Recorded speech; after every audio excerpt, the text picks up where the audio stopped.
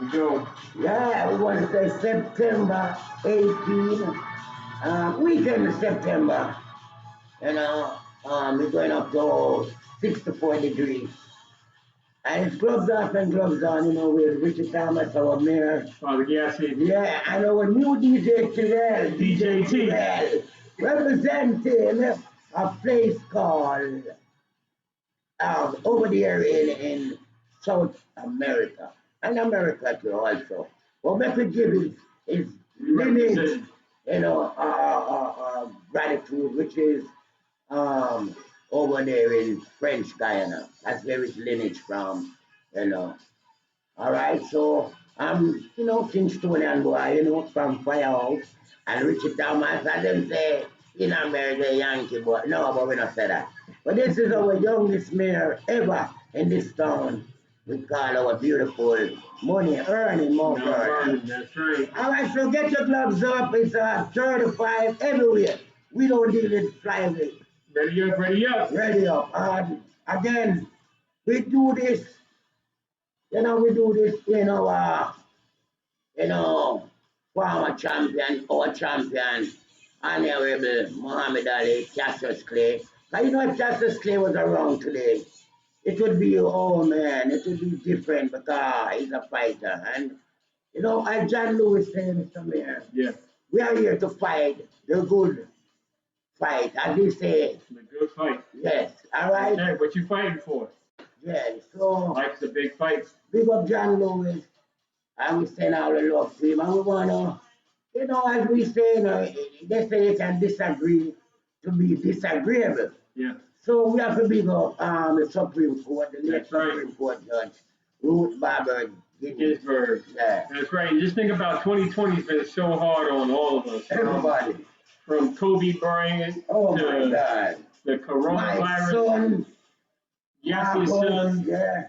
Bless up. My sister Thelma Edward, you know, one of our first matriarch who migrated from 1968 come to Mount Vernon and discover this city, you know, and we have now the largest Jamaican family here. But again, like Mr. Mayor continue, this year has been. It's been a terrible, terrible year. It's turned everything inside out, upside down. It's really challenged everything.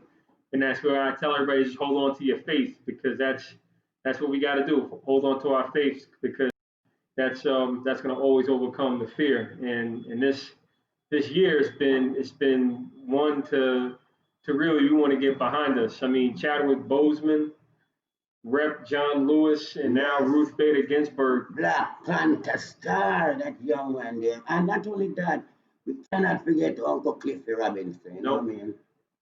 Great basketball star. And remember, you know, right at this present, we're talking about 197,000 people and counting so far in the US, with over 6 million infected right now, September. Then. Yeah, 30 million people worldwide infected with the coronavirus. 30 million worldwide.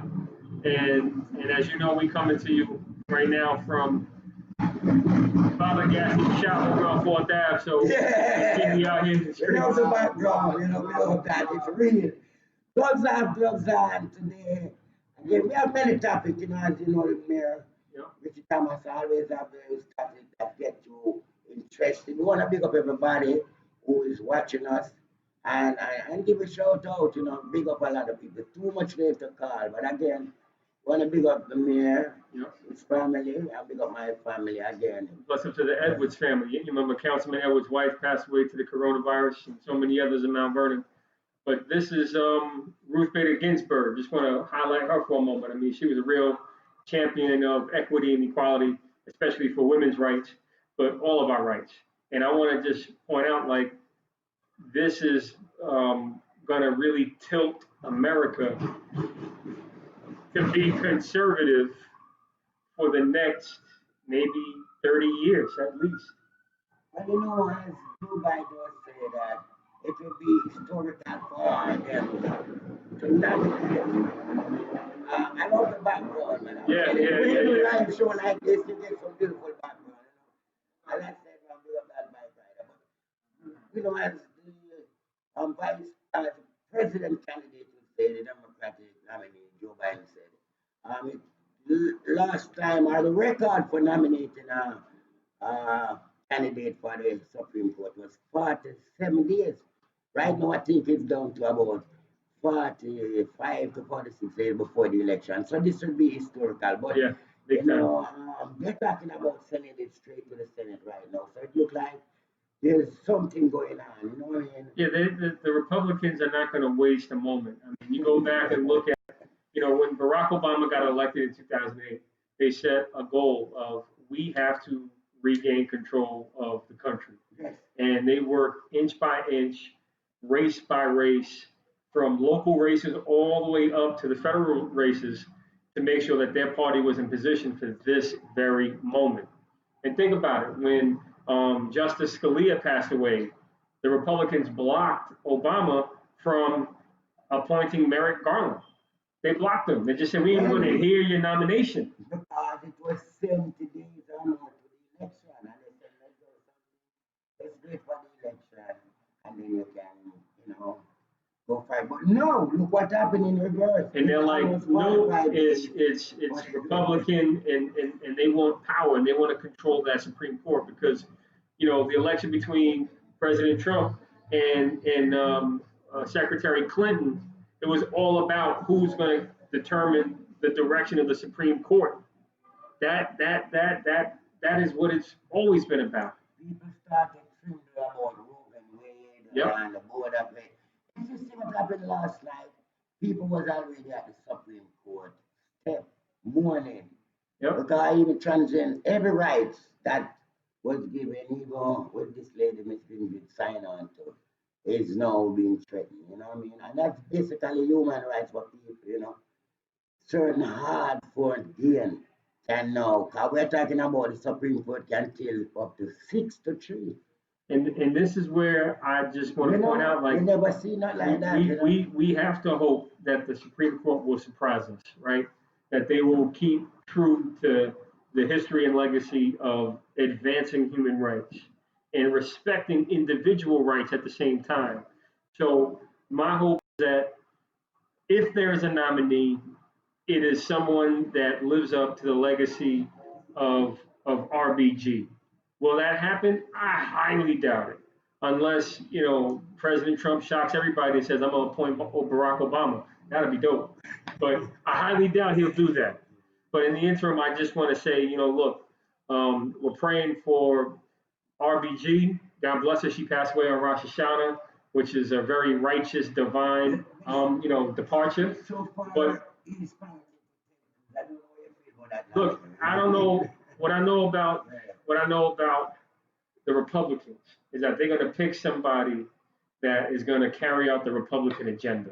And that's where we as a country have to know that whatever agenda that is, we have to outwork, and we have to make sure that we do everything we can to uphold our ideals and our values. And that's why they say, it's basically where it comes down to the election of 2020, the general election. That's what it basically comes down to. Yeah. You know what I mean? We don't forget the protests.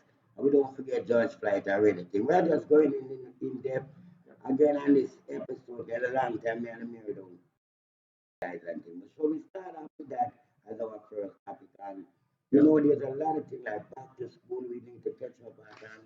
And the governor, the governor and the mayor, of New York City, they was about to open school and then at the last minute they stopped it. And also we want to know the census. The census time is coming up. It's September, almost 11 days for the census to open. And we hope people can go out and get counted, guys. Very, very important. A lot of things depend on the census in community all over America. All right?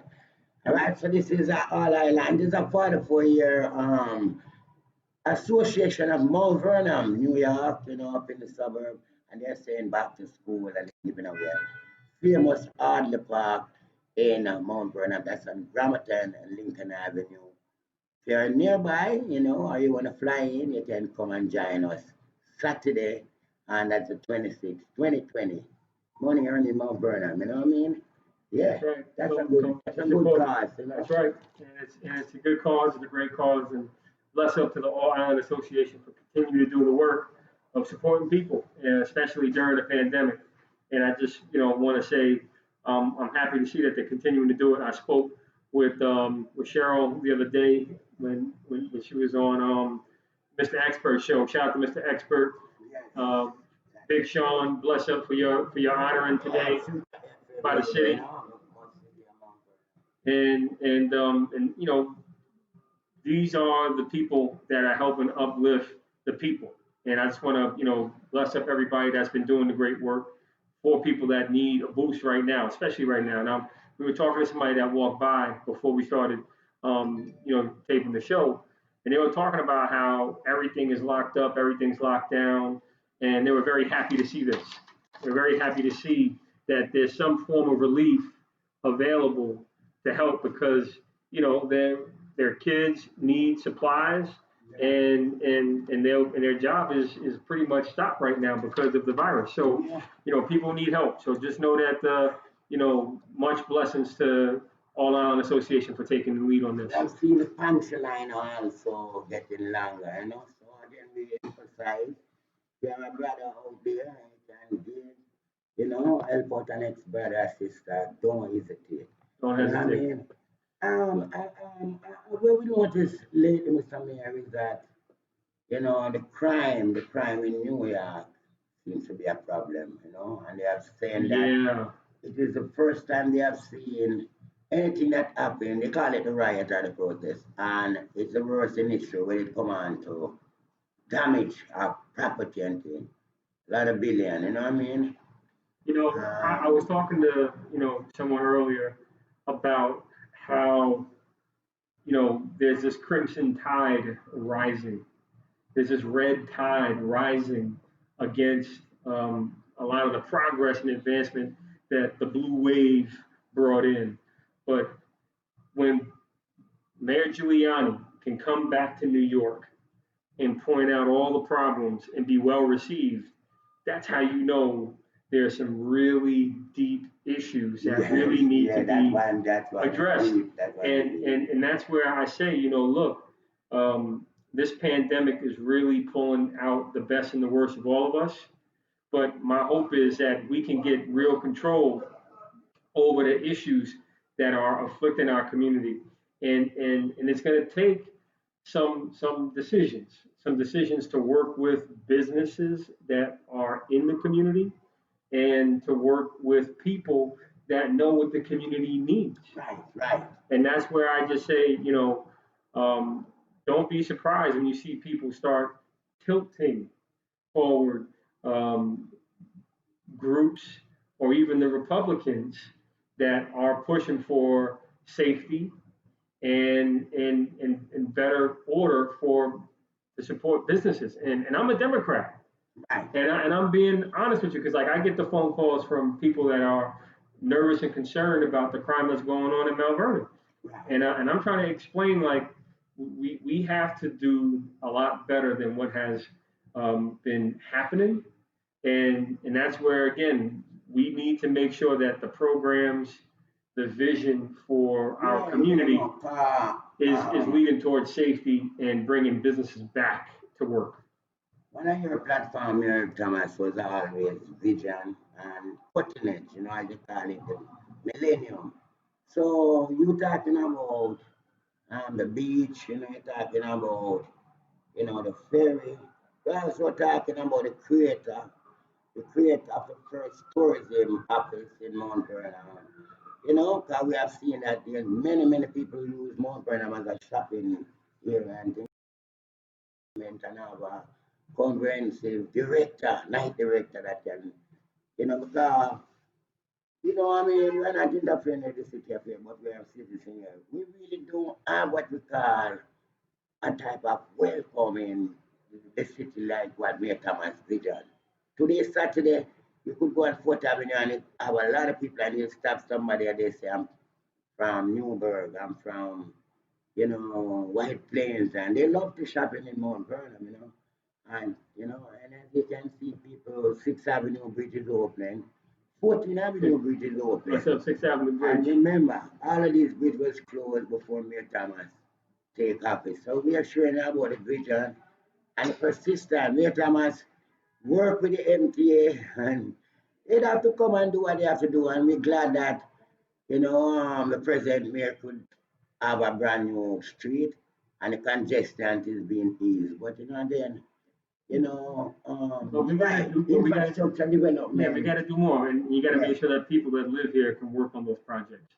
And there's a lot of opportunity with these projects. It's not just people that's gonna, wave a flag. They need architects, they need engineers, they need accountants, they need professional services, they need food, they need Yeah. help to build these bridges. And that's where I can tell you, there's at least another, 120 million worth of bridge work to be done. And that's a big deal. It's a lot of opportunity for the city to help get people employed on these big And projects. you know what's funny about it, Mayor Thomas, that the bridge now at 6th Avenue open, but we just have a sad news that the hospital is really being sent to close right Oh yeah, now. the hospital. You know what I mean? All right. You know what I mean? So it's just like the bridge was right there that's gonna like, bring the people to the hospital. Because that was the whole bridge was there. The tour and Well, what's the vision for the And now hospital? the Is the question. hospital- Like, what is the hospital going to become? Is it going to be an empty shell? Is it going to be a zombie building? Right. Is it going to be a mortuary? What is it going to be? We from the street here that is going to be taken over and become an apartment because that would fit that type of environment over there. We like it's going to be converted over there. Maybe So, go down if it's and become an apartment over there. But if we it don't becomes sure, right? if it becomes a senior Gentrification, if it becomes a senior assisted living facility, that may be a good thing. that's not bad. That may be a Now good we thing. need housing. You need in that housing, world, right. now that would be And, very good. and I recall discussing with some organizations that wanted to do that, but they were also going to keep an emergency room there in case there's an emergency in the community that needs to be addressed. You're right. A city without a hospital is not a city. There is no city that don't have a hospital. And not only that,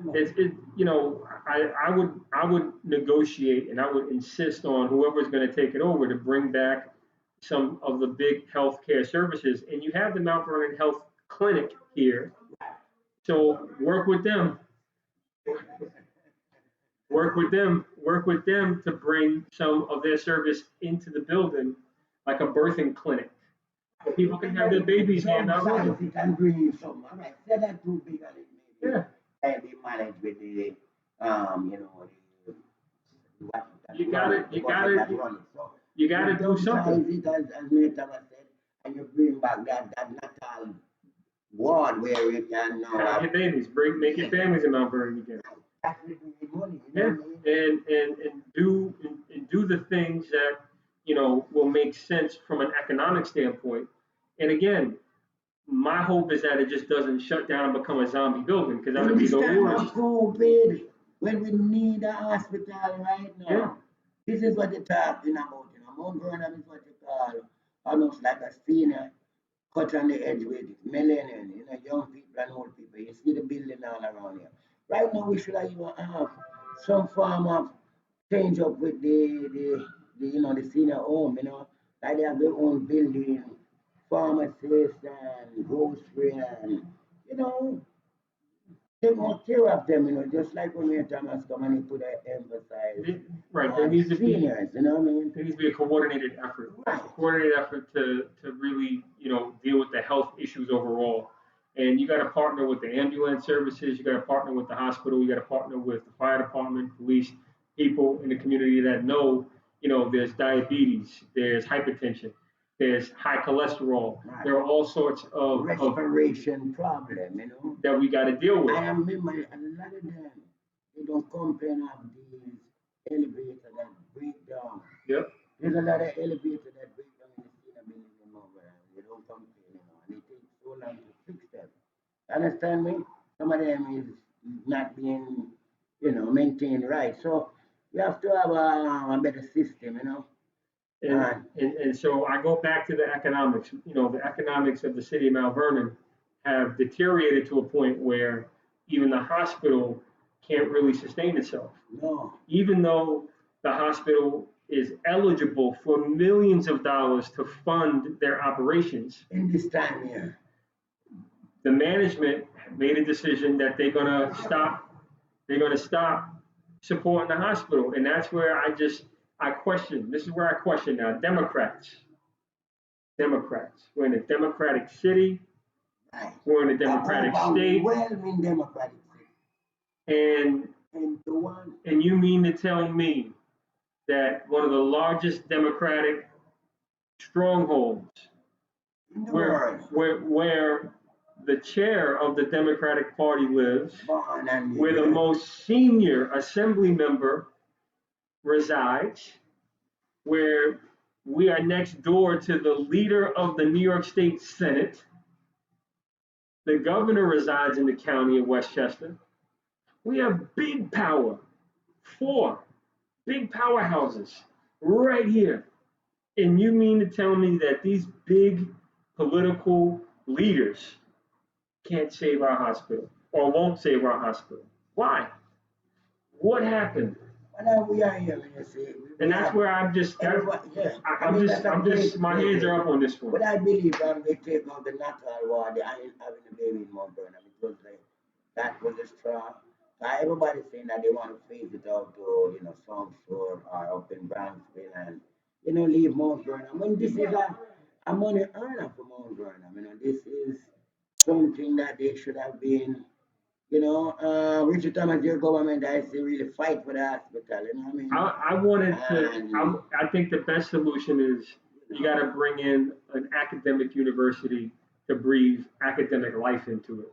Make it the learning and teaching hospital. And in fact, Mount Vernon Hospital was the first learning and teaching hospital in New York. It was the nurses' hospiel. And that's what we lost touch with our history. Where I was born. And it brings such memory, with Mount Vernon Hospital. And again, we don't know if it's the proximity of it being the resident, but again, I don't think it was really I think it's funded. It's worse than funding. It was set up to fail. Yeah. It was set up to fail, yeah. And the public officials over the years allowed it to happen. That's it. Yeah.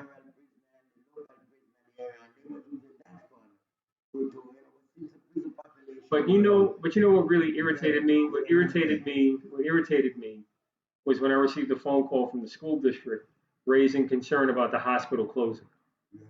I support the school district. I thank the school district. I thank the superintendent for sounding the alarm. But what happened to the city? Why is the city not taking a stand to defend the hospital? How come they're not out front on this issue? What is it? Yeah, I don't know what it is. Is it the political connections that are supporting and funding their campaign? Is it the people that are puppeting them? I don't know. But I do know that the superintendent is the one that's been pushing the issue because he recognizes that once that hospital closes, millions of dollars that go to education will vanish. And that's going to come back from where? And looking it up to us, right in census, when it eligible for millions of dollars. So everything is like coincidence and it's a perfect storm. And I just know that we have a perfect opportunity to take a swing at solving this. We got the big leaders, we got the decision makers, and we just need the people in Mount Vernon to really demand that these leading Democrats defend Mount Vernon. I hope they do it. I hope they do it.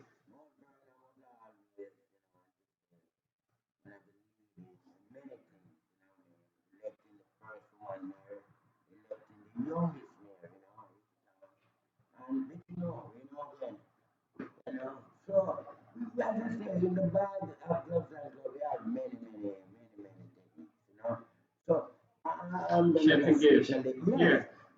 We got about the going on.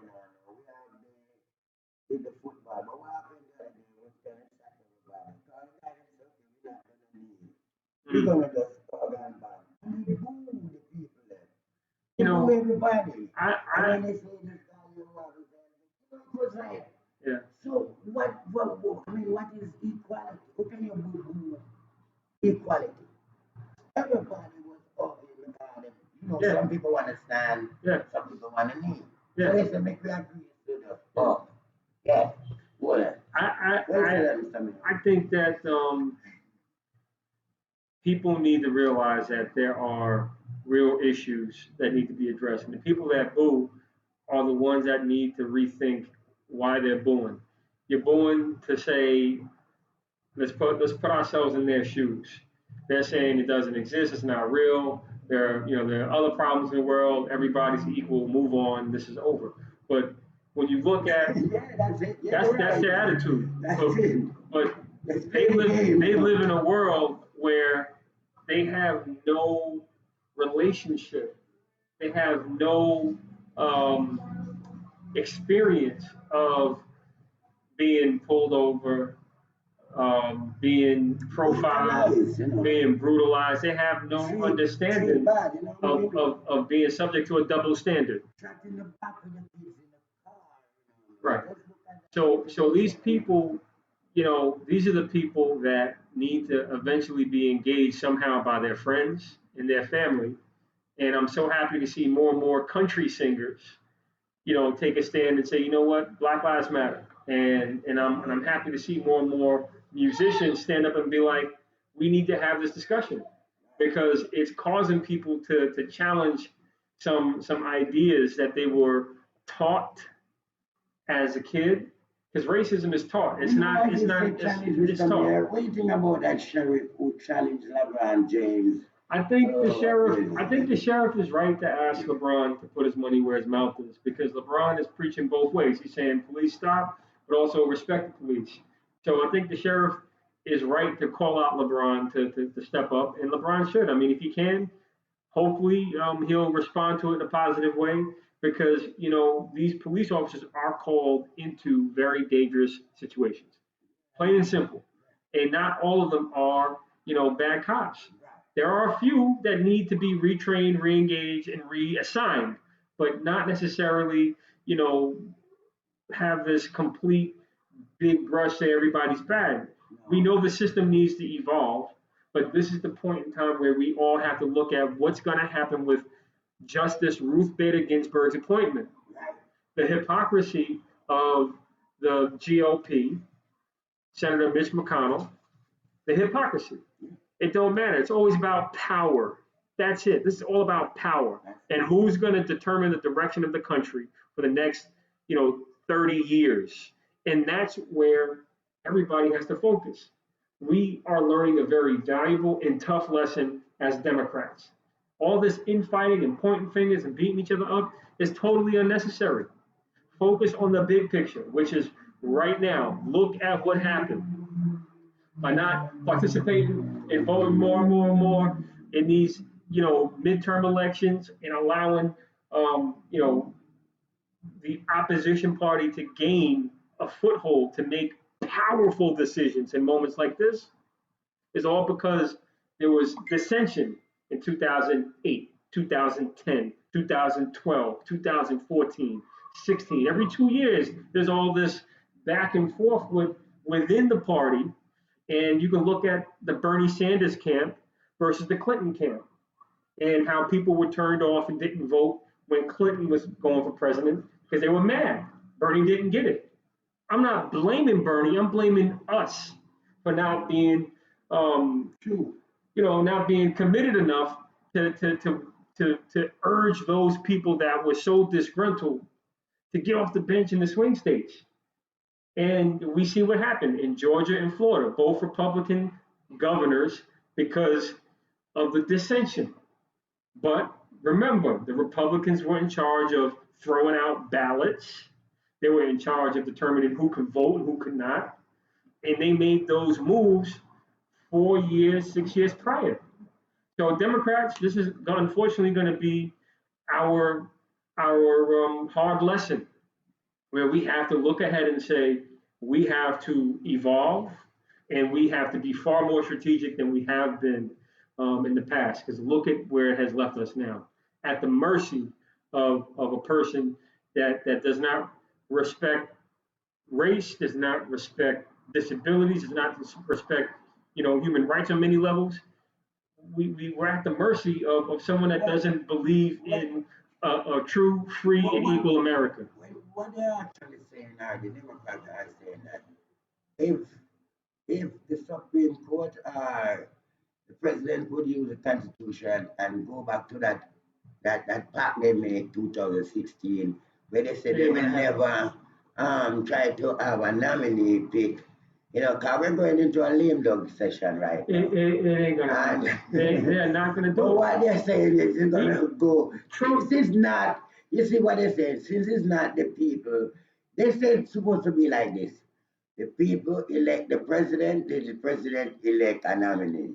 But right now, what we're seeing now is the president elect a nominee and the Senate send it straight to the president. You understand? There you go. And not only that, And you have a full house, you know. and think of this: all the vacant federal judge positions were filled by this president. So the federal court, all the lower courts have been populated with Republican conservative thinking judges.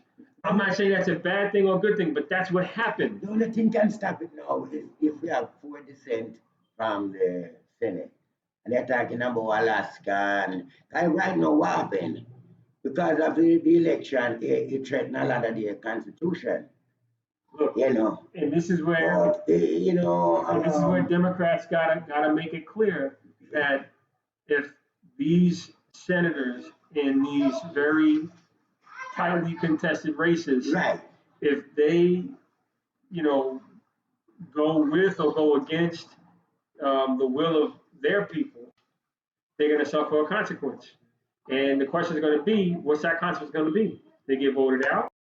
When? Is it now or is it 6 years from now or 4 years from now? Who knows? But I just know that if they can convince the 4 or 5 senators to hold back, right, that would be a phenomenal development. The senators looking at that, they may lose their constitution, lose their people, you know what I mean? We'll see. I mean, that's what I'm saying. Well, but this is the greater good.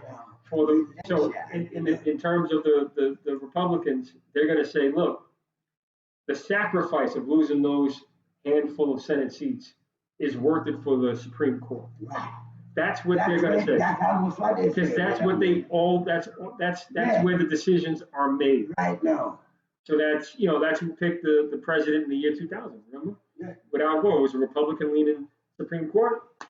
Obama ran it, Obama was in the same position. And they wouldn't let him do it. No. And that's because, again, Democrats did not do right by Obama and deliver a Democratic Congress.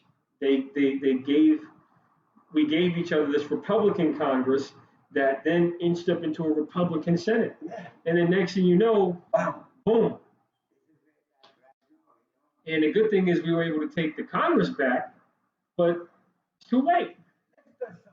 Yeah. Yes, sir. We can go on and on. How about the AG saying that you want to come hear what's going on almost slavery? You think that's you say that, I mean, it's like, okay, you say, where you see what's going on. That's why I say people have very different views. And my view is we really need to focus on the real priorities, which is participating in all these elections and urging everybody in your network and in your families to go vote. I hope they vote, blue. I hope they vote for people that believe in people. But that comment about that slavery comment, I don't know what to talk about. It's just like like these are like a slave mentality with this Black Lives Matter thing, so he's not a fan of them, what I mean? Yeah, that's what I'm saying. Like I don't even know how to respond to that because it's like, where it come from? Like, what are you talking about? Like, I don't even know what to say to that. But I do know that football is on. Football is on. And basketball is on. LeBron done beat up the Denver Nuggets the other night. And we see that the Mets, the Yankees is on an 8 straight. Yeah, hopefully they come back to life. Right stay alive, Yankees.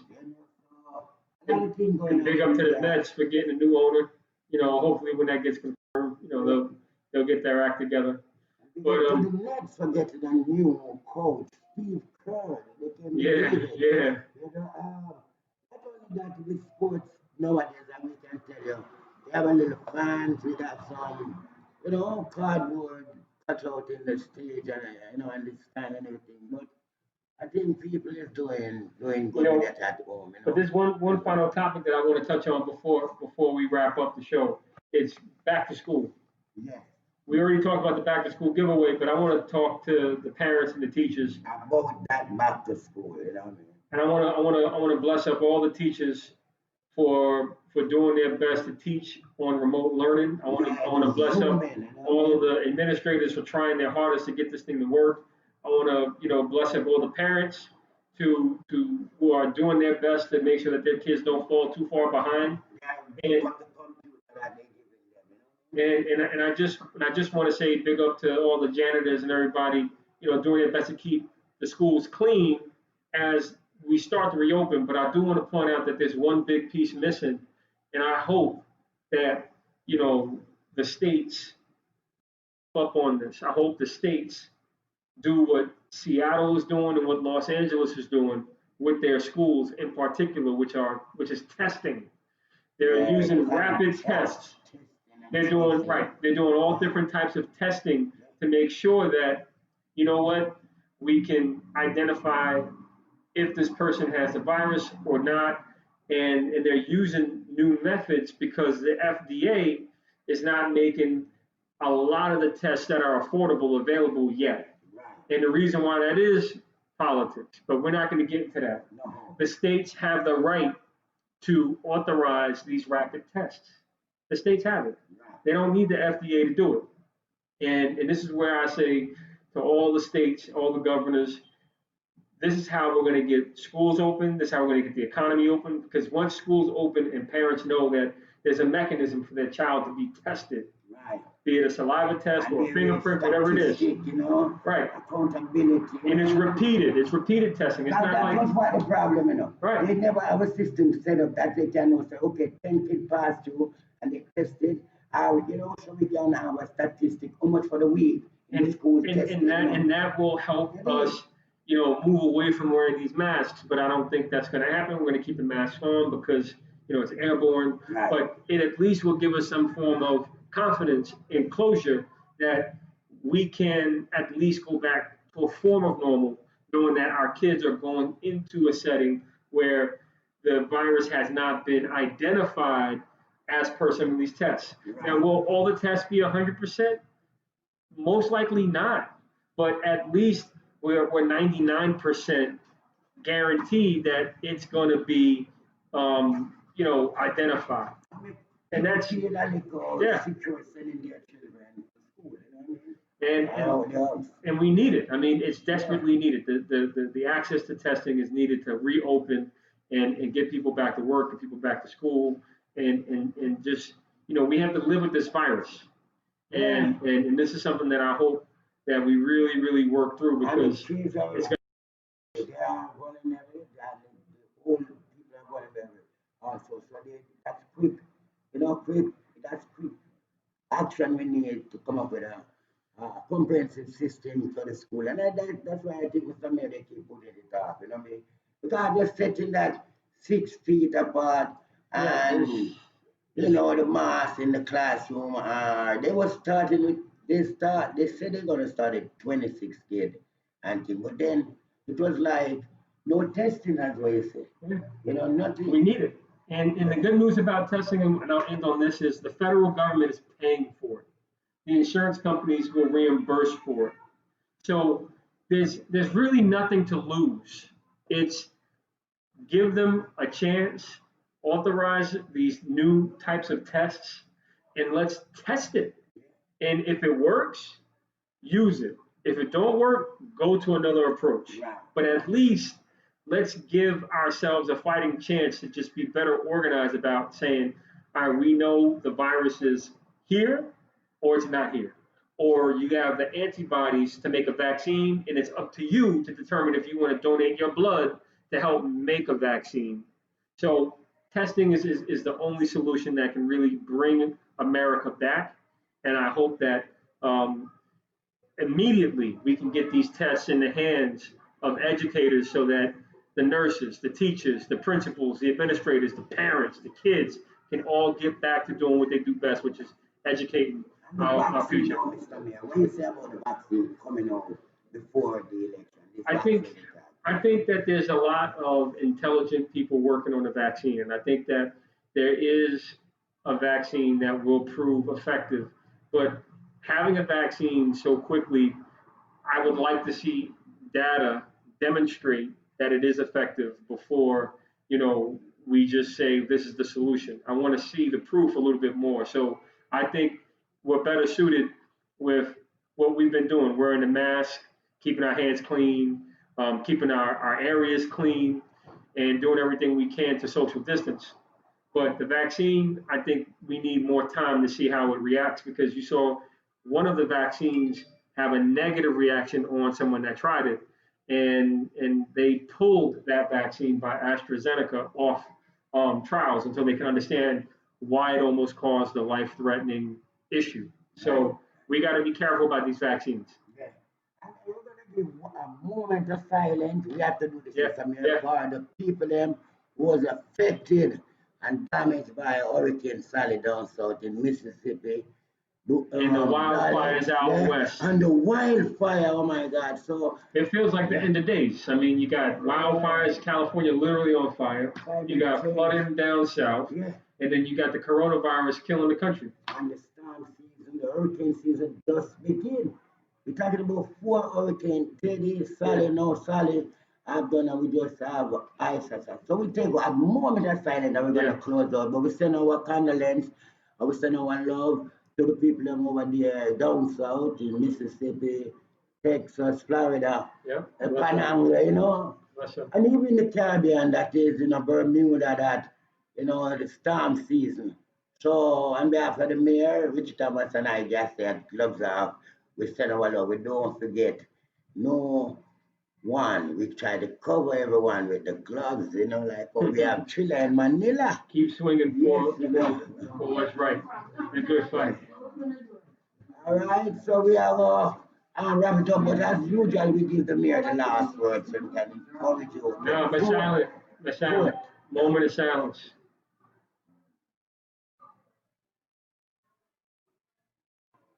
Bless up, everybody. Gloves on, gloves off. See you next time.